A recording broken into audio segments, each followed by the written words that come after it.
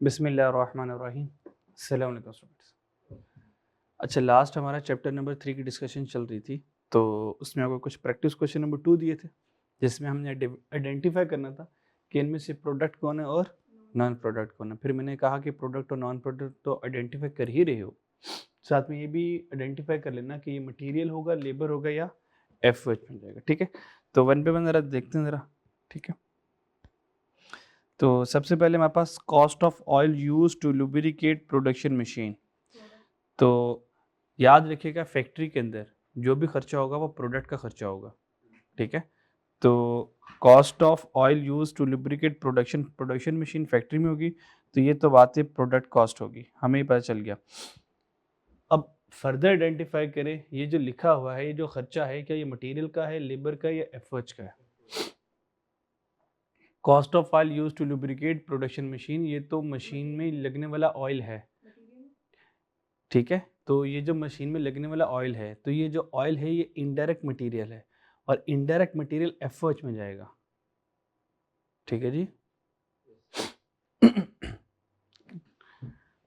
तो direct material, direct labour और FOH, और आपको पता है एफओएच में 3 लोग आ जाते हैं। इनडायरेक्ट मटेरियल आ जाता है, इनडायरेक्ट लेबर आ जाता है, और सारे इनडायरेक्ट मटेरियल इधर आ जाएगा, इनडायरेक्ट लेबर इधर आ जाएगी, और इनडायरेक्ट एक्सपेंस सारे एफओएच में चले जाएंगे। क्योंकि ये है इनडायरेक्ट मटेरियल, तो इसको हम ले जाएंगे एफओएच में। क्लियर हो गया। इस तरह से फर्दर आइडेंटिफाई कर लेते हैं, ज़रा आगे ना हमें ज़रा चीज़ों को पहचानना आसान हो जाएगा। इसलिए मैं चाह रहा हूँ कि आप ना एलिमेंट वाइज भी पहचान लें, फंक्शन वाइज तो पहचान ही रहे हैं। सेकंड वाले के बारे में क्या ख्याल है? Motor vehicle license fee for delivery vehicle जी, नॉन प्रोडक्ट कॉस्ट। ठीक है, तो नॉन प्रोडक्ट कॉस्ट ही ना इसमें मटेरियल में आएगा, ना लेबर में आएगा, ना एफएच में आएगा। ठीक है, थर्ड वाला depreciation of factory plant and equipment जी। डेप्रिसिएशन होती है कि जब हम एक एसेट खरीदते हैं, एसेट पढ़ लिया FA1 में ना पढ़ा हुआ एसेट। जब हम एसेट खरीदते हैं तो एसेट को इस्तेमाल करने से एसेट की लाइफ तो नहीं, खैर उसकी वैल्यू कम हो जाती है। जो एसेट की वैल्यू में कमी आती है with the passage of time, with the usage of an asset, वो जो वैल्यू में कमी आती है उसको डेप्रिसिएशन बोलते हैं, कि एसेट इतना कम हो गया, इतना इस्तेमाल जो कर लिया हमने। तो ये डेप्रिसिएशन जो होगी फैक्ट्री में प्लांट और इक्विपमेंट की, ये खर्चा तो है, एक्सपेंस है, तो बता सकते हैं कि प्रोडक्ट है या नॉन प्रोडक्ट है। बिल्कुल, ये प्रोडक्ट कॉस्ट है, क्योंकि डेप्रिसिएशन एक इनडायरेक्ट एक्सपेंस है, तो ये एफओएच में जाएगा। बात समझ रखती है जी। फोर्थ वाला देखें जरा, cost of chemical use in laboratory. Laboratory factory का हिस्सा नहीं होता, फैक्ट्री में प्रोडक्शन होगी, लेबोरेटरी में रिसर्च एंड डेवलपमेंट होगा, तो ये नॉन प्रोडक्ट कॉस्ट होगा एक। क्या ख्याल है? फैक्ट्री में तो लेबोरेटरी नहीं है, लेबोरेटरी तो कहीं बाहर होगी जहाँ पे रिसर्च एंड डेवलपमेंट हो रही होगी। क्या ख्याल है? तो factory is not, laboratory not the part of factory. Laboratory में प्रोडक्शन नहीं हो रही होगी, रिसर्चेज हो रही होंगी। ठीक है, तो नॉन प्रोडक्ट कॉस्ट है, डेवलपमेंट कॉस्ट, रिसर्च कॉस्ट। पांचवें वाले के बारे में क्या ख्याल है जी? Commission paid to sale representative. भाई आप भी हिस्सा ले सकते हैं, कोई इतनी मुश्किल वाली बात नहीं है। पता चलता ना, प्रोडक्ट कॉस्ट मीन वो कॉस्ट जो प्रोडक्ट को बनाने में लगती है, नॉन प्रोडक्ट कॉस्ट जो प्रोडक्ट को बनाने में नहीं बल्कि उनको संभालने में, बेचने में लगती है बस। ठीक है, तो सेल रिप्रेजेंट, ये तो कमीशन दिया जा रहा है, ये तो चीज़ें बन गई हैं, अब चीज़ें बेचने के लिए कमीशन दिया जा रहा है, तो नॉन प्रोडक्ट कॉस्ट है।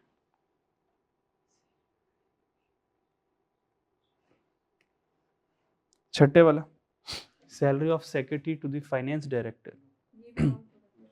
भाई फाइनेंस डायरेक्टर तो हेड ऑफिस में होगा, फैक्ट्री में तो नहीं होगा। ठीक है, नहीं इसमें पैसे के सारे मामला देखने होंगे, तो ये क्या हो जाएगा? सातवां वाला ये भी नॉन प्रोडक्ट है, कस्टमर को डिस्काउंट मिल रहा है। हॉलीडे पे of machine operative, machine operative जो है जी ये क्या होगा जी, हॉलीडे पे ऑफ मशीन ऑपरेटिव। हाँ मशीन फैक्ट्री में होगी तो मशीन चलाने वाले को हमने क्या किया, छुट्टियां दे दी और उसके साथ पैसे भी दे दिए, ठीक है जी।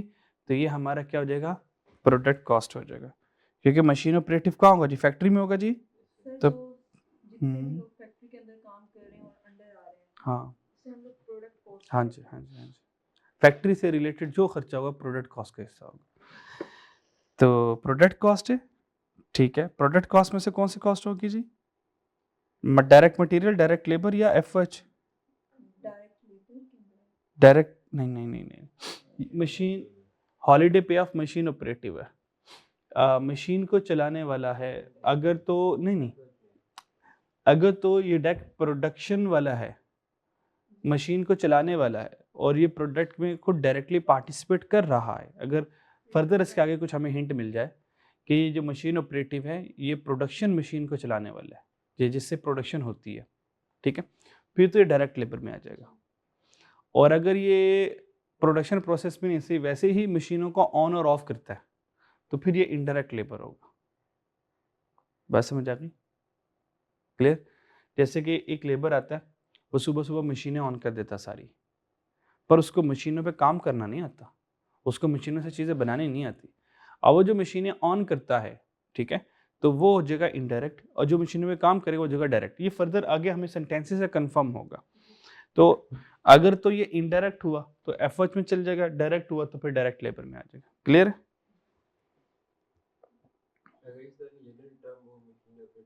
अगर तो इनडायरेक्ट लेबर के बारे में हमें हिंट मिल जाएगा तो उसको एफर्ट में ले जाएंगे, तो अगर हमें डायरेक्ट लेबर के लिए हिंट मिल जाएगा तो डायरेक्ट लेबर ही होता है, ठीक है जी।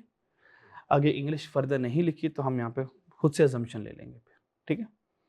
अच्छा, और next salary of security guard in raw material warehouse जी, रॉ मटेरियल फैक्ट्री के अंदर होता है, ठीक है, फैक्ट्री का हिस्सा है, फैक्ट्री में एक कमरा होता है, रॉ मटेरियल जहाँ पे पड़ा होता है वो फैक्ट्री का हिस्सा होता है, ठीक है। उसी रॉ मटेरियल को आगे हमने प्रोडक्शन के लिए लेके जाना होता है, तो रॉ मटेरियल फैक्ट्री के अंदर है, तो रॉ मटेरियल से रिलेटेड जो भी खर्चा होगा फैक्ट्री का खर्चा कंसीडर किया जाएगा। तो ये जो सैलरी है सिक्योरिटी गार्ड की, ताकि कोई मटेरियल चोरी ना कर ले, वो जो सिक्योरिटी गार्ड है वो फैक्ट्री के अंदर ही है, वो प्रोडक्शन की वजह से बैठा हुआ है, रॉ मटेरियल की हिफाजत से बैठा हुआ है, और रॉ मटेरियल प्रोडक्शन के लिए रखा हुआ है, तो ये प्रोडक्ट कॉस्ट होगी। और प्रोडक्ट कॉस्ट में सिक्योरिटी गार्ड कौन है, इनडायरेक्ट लेबर है, जो कि एफएच में चले जाएगा। क्या ये बात समझ आई मेरी? नेक्स्ट वाला देखें जरा,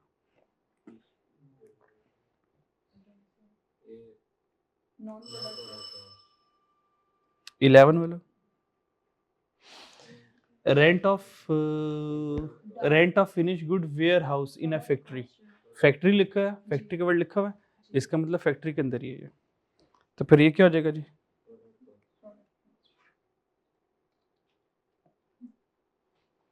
और रेंट है जी तो इनडायरेक्ट एक्सपेंस है, तो एफएच में चला जाएगा। 12वां वाला साइंटिस्ट लेबोरेटरी वाला जी, नॉन प्रोडक्ट कॉस्ट आ गई जी। इंश्योरेंस कंपनी जी, salary of supervisor worker in factory, तो बस फैक्ट्री के जैसे ही वर्ड पढ़ लिया, हमने कहा प्रोडक्ट कॉस्ट है जी, और प्रोडक्ट कॉस्ट में सुपरवाइजर है, वो इनडायरेक्ट लेबर है, तो ई एफएच में चला जाएगा। 15 वाला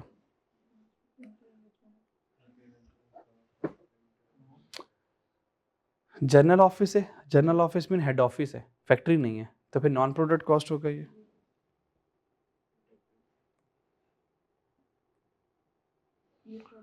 प्रोटेक्टिव क्लॉथिंग है जी, किसका, मशीन ऑपरेटिव है, तो मशीन के चलाने वाले को प्रोटेक्टिव क्लॉथिंग दिए जा रहे हैं जी, ठीक है जी।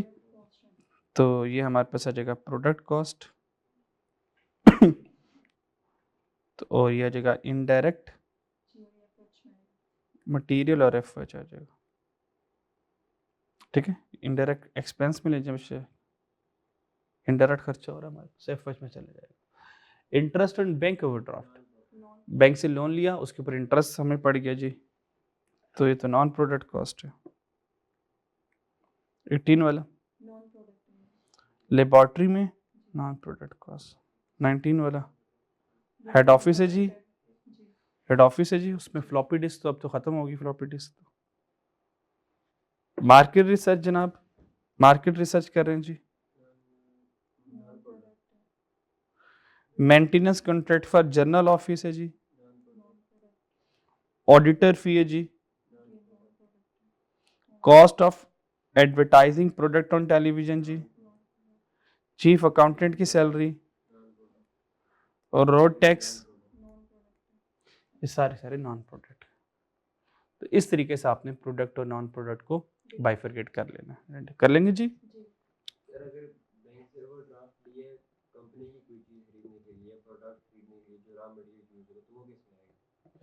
फाइनेंस कॉस्ट जो इंटरेस्ट है वो नॉन प्रोडक्ट कॉस्ट होगा, नॉन प्रोडक्ट कॉस्ट होगा। ठीक है। अगर हमने लोन लिया है और उस लोन से हमने कोई फैक्ट्री का रॉ मटेरियल खरीदा, ठीक है, तो अब वो जो इंटरेस्ट हमें पड़ रहा है वो रॉ मटेरियल की वजह से पड़ रहा है, तो उसको अगर आप चाहो तो प्रोडक्ट कॉस्ट का हिस्सा बना सकते हो। ठीक है। ये जो रोड टैक्सेस वाला है कि जो डिलीवरी व्हीकल्स है उसके ऊपर अगर रॉ मटेरियल है वो प्रोडक्शन के लिए ही आ रहा है, तो फिर रॉ मटेरियल में लेंगे उसको, फिर उसको प्रोडक्ट कॉस्ट का हिस्सा बनाएंगे। अगर हम सप्लायर से कुछ चीज़ें मंगवा रहे हैं और वो चीज़ें हमारे गोडाउन में आ रही हैं, जब हमने सप्लायर से रॉ मटेरियल परचेज़ किया होगा, तो सप्लायर से रॉ मटेरियल खरीदने से लेकर गोडाउन तक दरमियान में जितने भी खर्चे आएंगे वो सारे प्रोडक्ट कॉस्ट का हिस्सा बनेंगे, यानी कि वो मटेरियल कॉस्ट का हिस्सा बनेंगे। ठीक है, ये आगे हम चैप्टर में पढ़ेंगे जाके। अगर एक्सप्लेन नहीं होगा उसके अंदर तो हम लोग नॉन प्रोडक्ट की तरफ जाएंगे। नहीं, प्रोडक्ट कॉस्ट एक्सप्लेन हो या ना हो, ये है road tax for delivery vehicle. Delivery vehicle का मतलब होता है कि हमने कस्टमर के घर तक चीज़ें भिजवानी है। ठीक है जी। ये कैरिज एक्सपेंस नहीं है, कैरिज इनवर्ड एक्सपेंस नहीं है। To carry something from supplier to the godown, ये वो एक्सपेंस नहीं है कि हम सप्लायर से चीज़ें खरीद के गोडाउन पे लेकर आ रहे हैं, ये वो खर्चा नहीं है। ये तो डिलीवरी व्हीकल्स है। डिलीवरी व्हीकल का पर्पस क्या है? To deliver the goods to the customer. तो कस्टमर को कौन से गुड्स भेजी जाएंगी? फिनिश गुड्स, बन गई हैं चीज़ें, बना नहीं रही, बन गई हैं, ये बनने के बाद का काम हो रहा है, तो नॉन प्रोडक्ट है। बनने तक का प्रोडक्ट काम होगा, चीज़ें बन गई, फिनिश गुड बन गई, अब वो नॉन प्रोडक्ट के ऊपर सारे खर्चे। पैकेजिंग वगैरह प्रोडक्ट कॉस्ट का हिस्सा नहीं, बन गई प्रोडक्ट हो तो पैकेज कर रहे हो आप लोग, ये नॉन प्रोडक्ट कॉस्ट आ जाएगा पैकेज। ठीक है जी। अच्छा जी, ये हमने कर लिया वेरीफाई, ये मैंने आपको सारा करवा दिया। तो classification product cost, selling and distribution, admin, research, development, finance cost, ये बेशक ना करना आप, इसको इससे ना करना, हमने उसको प्रोडक्ट और नॉन प्रोडक्ट एफओएच मिलेंगे, तो ऐसे ना कर ले, कोई ज़रूरत नहीं है इसकी। अब क्वेश्चन नंबर 3 देखते हैं ज़रा। क्वेश्चन नंबर 3 में a company manufacture clothing, company कपड़े बनाती है, या तो खर्चा डायरेक्ट मटेरियल का है, डायरेक्ट लेबर का है, डायरेक्ट एक्सपेंस का, या इनडायरेक्ट प्रोडक्शन ओवरहेड। आपको पता है इनडायरेक्ट प्रोडक्शन ओवरहेड तो एफओएच होगा। इन सातों को पढ़ें, बताएं पहले वाला इन चारों में से कौन आता है? पहले वाला कौन है? डायरेक्ट मटेरियल, लेबर, एक्सपेंस या एफओएच? पहले वाला पढ़े जरा जी, पहले वाला पढ़े और पहले वाले को पढ़ के बताएं इनमें से चारों में से कौन सा खर्चा है पहले वाला? ये पहले वाला जी, पहले वाला कौन सा आ गया जी? एफओएच आ गया। ठीक है, दूसरे वाला पढ़ें जरा।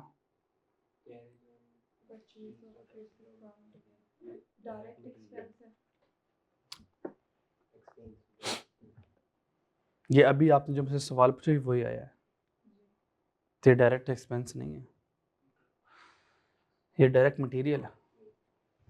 परचेज रॉ मटेरियल कह रहा है वो, तो डायरेक्ट एक्सपेंस कैसे हो सकता है? ये तो डायरेक्ट मटेरियल परचेज कर, और डायरेक्ट मटेरियल परचेज करने का किराया है, तो जो किराया लग रहा है ये मटेरियल को परचेज करने का लग रहा है, तो ये मटेरियल कॉस्ट का हिस्सा जाएगा। ठीक है जी, ये डायरेक्ट एक्सपेंस नहीं होगा। डायरेक्ट एक्सपेंस तो बिजनेस को करने का खर्चा है, रॉ मटेरियल को लाने का खर्चा रॉ मटेरियल के सर पे जाएगा, उसके हिस्से में जाएगा। तो ये कौन है जी? डायरेक्ट मटेरियल है।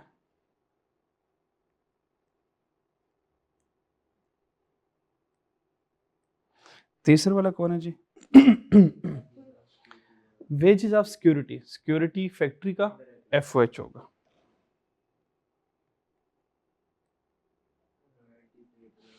जी हाँ, ये रॉयल्टी डायरेक्ट, आपको पता है सिर्फ डायरेक्ट एक्सपेंस में रॉयल्टी आती है, कोई लाइसेंस आएगा, इसके अलावा डायरेक्ट एक्सपेंस कभी भी नहीं आता और रॉयल्टी कभी भी नहीं आती एग्जाम में, कभी भी नहीं।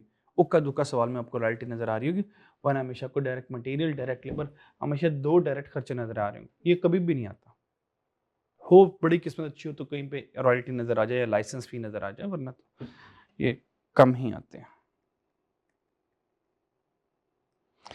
5वां वाला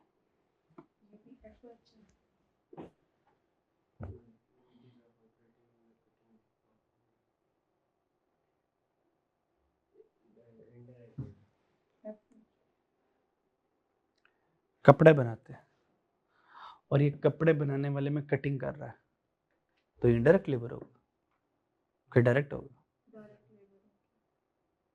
कपड़े की कटिंग कर रहा है, प्रोडक्शन में खुद इन्वॉल्व है, ये कैंची नहीं पकड़ा रहा, पहले खुद कटिंग कर रहा है, तो डायरेक्ट लेबर।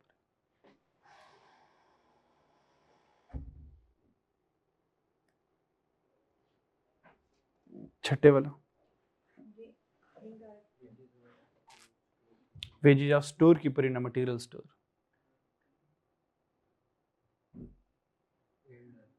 मटेरियल स्टोर में वेजेस। जी स्टोर कीपर इंसान है, काम तो नहीं कर रहा, काम तो नहीं कर रहा ना, प्रोडक्शन में तो काम नहीं कर रहा ना, वैसे तो काम कर रहा है, तो फिर इनडायरेक्ट होगा ये। तो अगर इनडायरेक्ट लेबर है तो किस में जाएगा जी? FOH में जाएगा, लास्ट वाला।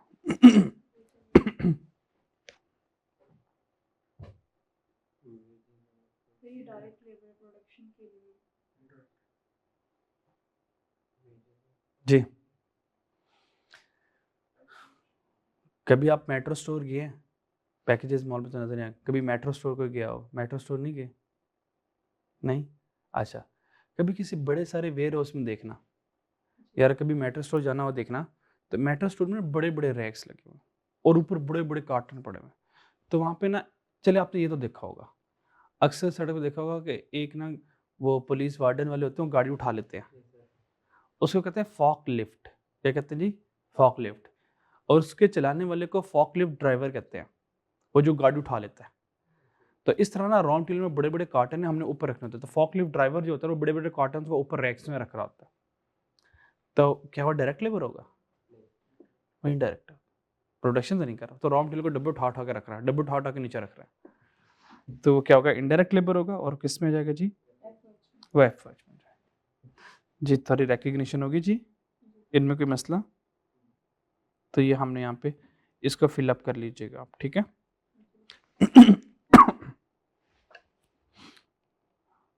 अच्छा जी, नेक्स्ट ठीक है, नेक्स्ट इंशाल्लाह ताला हम कॉस्ट बिहेवियर पढ़ेंगे, और कॉस्ट में variable cost, fix cost, step fix cost, semi variable cost के ये पढ़ेंगे, फिर एक इसकी प्रैक्टिस करेंगे और हाईलो मेथड पढ़ के हमारा चैप्टर नंबर 3 इंशाल्लाह ताला कंप्लीट हो जाएगा, ठीक है? ठीक है जी, आज के लिए बस इसी को प्रैक्टिस कर लीजिएगा।